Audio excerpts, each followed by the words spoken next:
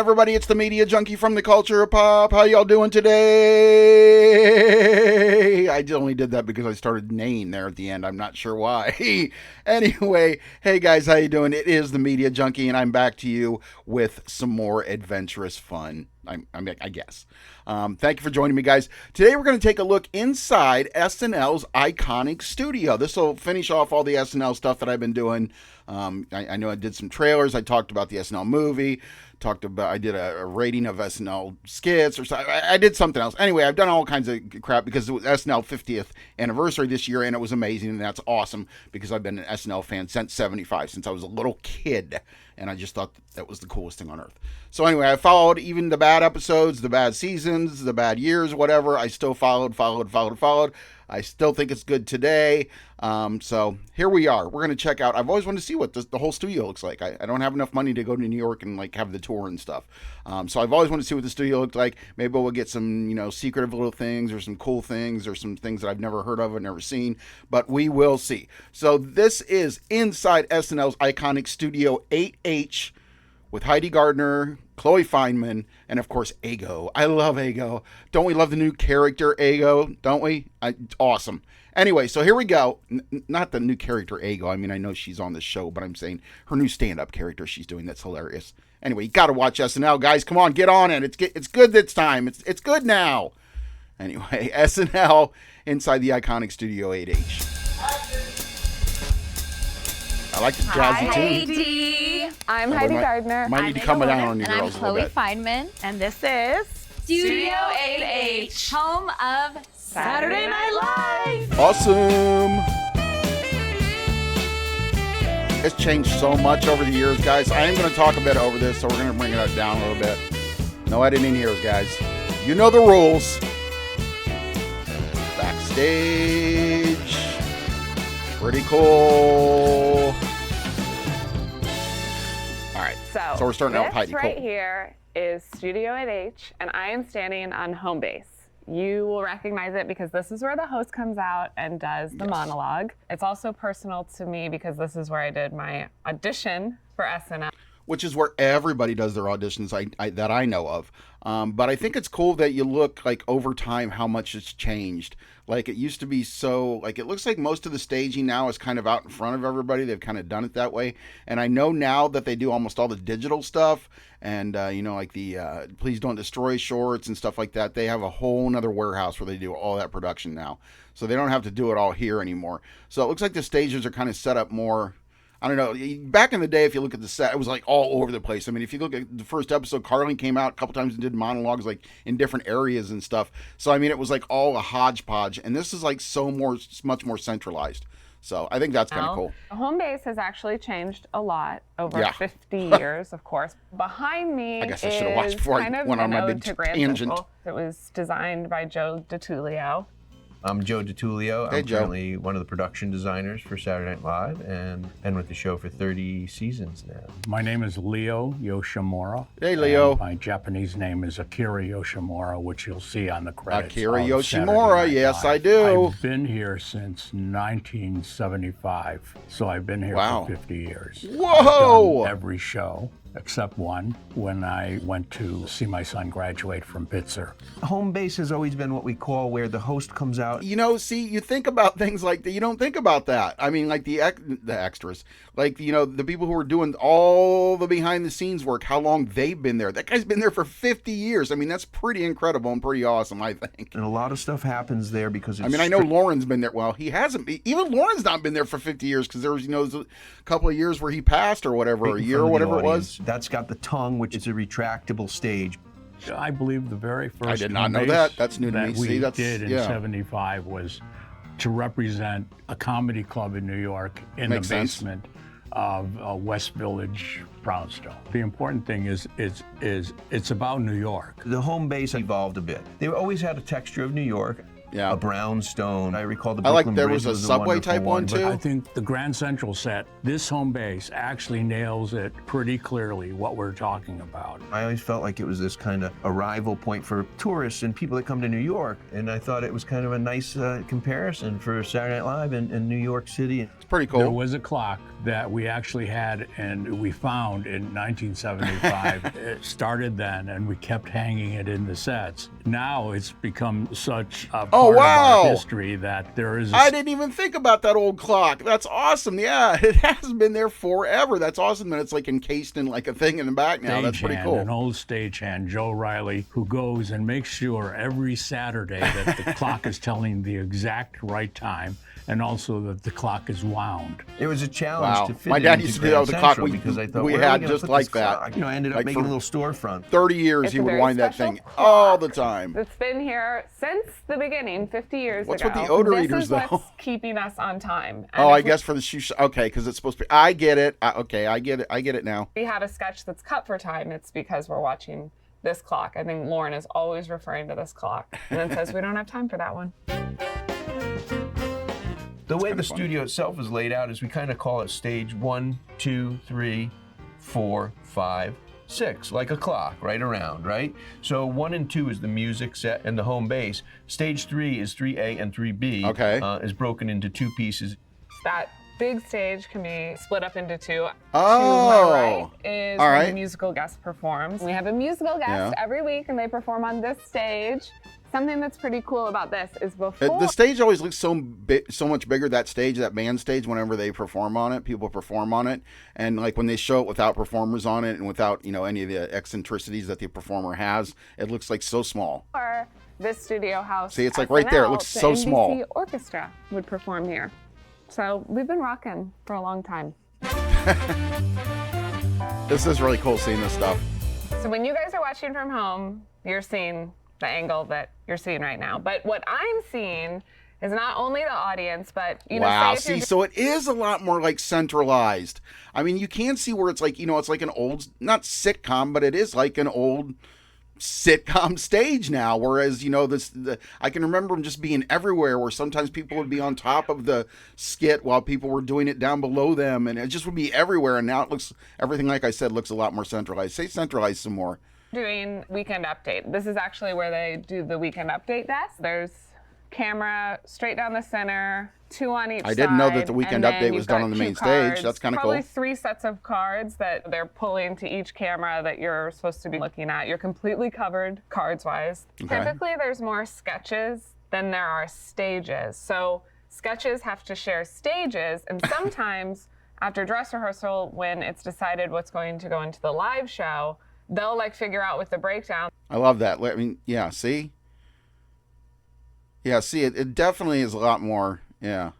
I really like that. That's cool. Oh wait, actually, we can't do those 2 sketches back to back Aristocrats. because they take place on the same stage, or even Oh, one sketch so in scheduling between them. conflicts. It's too quick of a turnover. The cold open typically happens here. During the break between the cold open and the monologue, they're rolling up carpets, they're taking down walls. This whole thing just becomes what you're looking at now. But it might have I don't know how much this stuff interests you guys, but I've always been into the behind the scenes thing. If anyone out there in YouTube land can get me on the set of a movie, even a small movie, I've always wanted to go behind the scenes on a movie set, even a small independent movie, because I just want to see how it all forms and how it's all done. I really do. I've always wanted that. So I like these behind the scenes things. I always have. Remember back in the day when just DVDs used to have all this kind of cool stuff on them before we had the internet and everything, and that was like the only place you could get them, and you were cool if you had a DVD player, or cool if you had a Laserdisc player, which was even before DVDs, which had commentaries and extra scenes and deleted. Whoa, where are we going with all this? Whoa! Okay. have been the Oval Office or a political rally, but they have to make that happen in 2.5 minutes tops. It's a real machine here. A machine.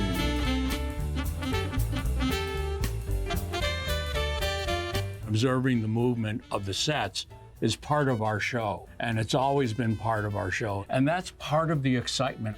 In other Yeah. experiences, they'll treat it like a theater. They'll hide those moments. Yeah, from see, you. that's what's cool. We And that's like- why it's still a great show. And I still think that's why it has, a purpose in life, is because it's one of the few really live shows where they're doing all this different stuff. It's like a variety show, same as Carol Burnett and all those shows back in the day. And they're still doing it 50 years later, and it's live every night. And I just think that's awesome because, yeah, there's live news channels and live sports channels and all that stuff, but we still don't have anything that compares to this live variety type show that happens an hour and a half every Saturday night. like showing you what we do. And that's part of our show. Yeah. And there are 540 members. I would give on anything our to crew. be in the Give or audience take. just once. There's so I've many never different been. departments that actually I've been to work New York, on but I was too Studio little 8H, back from then. props to set design to cue cards, and the host actually walks through all of that to get here to the stage. So I'm going to kind of walk you through and show you some of our different. However, I will tell you, I guess I wasn't too little. I'll tell you a quick story. I guess my parents just weren't as interested in going there, but I was in my teens or whatever. Now I do remember. And I did get to go see Madonna in Speed the Plow on Broadway. So I can say that I'm one of the few. There's probably only a few thousand people that got to see Madonna live on Broadway, as opposed to music for some reason, but it was a play. So yeah, she didn't do much of that. So it's kind of cool that I got to see that. That's one of the special things that I take to my heart. But yeah, so I guess I think it was just a thing where my parents we weren't going to like go see Letterman or any of that cool stuff that I wanted to do as a teenager, but we did go see a lot of Broadway stuff, which was awesome. And like I said, I got to see Madonna on Broadway in a play called Speed the Plow, which was awesome. Different departments. So while you're watching the cold open, I'm going to take you down the route that the host takes to get behind the stage before they pop out for their monologue. Okay, this will be cool. Back here, we're talking lighting. This studio is like the This is like mecca sections that of we light. always see There's on like the show. 1,000 lights Well, not making this always, look but a good. lot of the time. Right through here is our cue card department. So these are like changes on the fly. These are writing up cue cards right here. This is happening during the show because there's always changes for time. There's like That's awesome. 1,000 to 1,500. How do you keep those all cue cards straight for every during show. one night? So the cue cards are a big deal here. They're our oxygen. They're our lifeline. Thank you, Wally, and everyone who works in cue cards. We could not do this without you. The hosts, they're reading the cue cards. A lot of people complain about them flubbing up. There's honestly not that many flub ups, but there's just some people that can't read cue cards. I've seen several, and a lot of people flub up, but some people don't understand how hard it is really to read. It seems so simple. It's right there in front of you. Just read it, but you got to put inflection on it. You got to act it out. You got to, there's so many things, and you're going live. And I think, like I said, that's what's cool. Always in black. And then as a cast member, you just know your color. I usually get red or green. I get Christmas colors. I'm typically never blue, but you will see me in green. So the host is making their way, sneaking backstage, getting nervous for their monologue. And this area right here, this is called Paint Can Alley. So this is where the paint is stored for sets, but also this is where us as cast, and sometimes the host, if we have a quick change and can't get back to our dressing booths, we're fully peeling off our clothes back here and changing in a row. It gets a little crazy back here in Paint Can Alley. I'm sure. Okay, so as we make our way up here, and watch your head, as you can see, there's a sign, watch your head, Farley, because Chris Farley used to run right into that. So one of the crew guys wrote Farley, so he'd watch his head, and now all of us do too. I've never ran into it. Okay, and this is the last leg of the host's marathon journey to home base. They come behind stage 3A and 3B, and they sneak around. And they make their way behind that door. That's what's cool. I don't know if you guys know or not. I don't know if I talked about this before, but if you watch the show now on YouTube, you can actually see the journey that the host takes, because they show the behind the scenes and they show the host waiting behind that door right there and like who they're standing next or whatever, and the people helping them out. And that's kind of cool. You can see that on YouTube. It's like the pre-show, whatever. I don't know. It's on Saturday Night Live's YouTube, not website. Then they open it, and then history is made every Saturday. Ooh, creepy. That's awesome. Al Pacino. Okay, so this is the makeup lab here Okay, at SNL. now we're back with Chloe. Which isn't what Or you with normally Chloe, think not makeup back. is. Lip gloss.